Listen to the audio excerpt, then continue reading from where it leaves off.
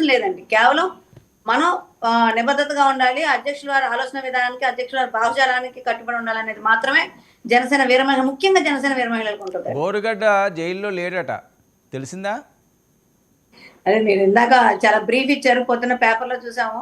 High court చాలా serious అయ్యిందని చెప్పని, కోర్టు ధిక్కారం కేసులు పెట్టిందని చెప్పని, అలానే ఆటిలికి వివరణ ఇవ్వాలని ప్రాథమిక విచారణ తాలూకా అయన్నీ ఇవ్వాలని చెప్పని పొద్దున్న పేపర్‌లో చూడటం జరిగింది.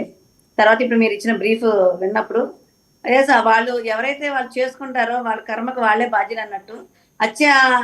అంటే ఉన్నదానికన్నా ఎక్కువ చేస్తే చాలా ఇబ్బందులు ఫేస్ చేయాలి. అంటే ఆల్రెడీ ఉన్న కేసులకు కాకుండా ఈ కోర్టు ధిక్కరణ కేసు కూడా ఒకటి యాడ్ అయ్యి ఇంకా హైకోర్టు సీరియస్ అవ్విన దాని మీద ఈరోజు బోరుగడ్డ అనిల్ ఎక్కడా తప్పించుకోలేని విధంగా తనకు తానే ఉన్నాట్లకి ప్లస్ ఈ కొత్త ఆటలు కూడా మీద వేసుకున్న పరిస్థితిలో శిక్షించబడతాడు. మేము కూడా అందరూ కోరుకునేది అదే, మేము అందరూ ఎదురు చూస్తున్నా కూడా అదే. ఎప్పటికెప్పుడు బోరుగడ్డ అనిల్ ఇంకా మీరు కొంచెం వీడియోలు వేసి చూపిస్తున్నారు కానీ పాత వీడియోలా కనిపిస్తున్నాయి.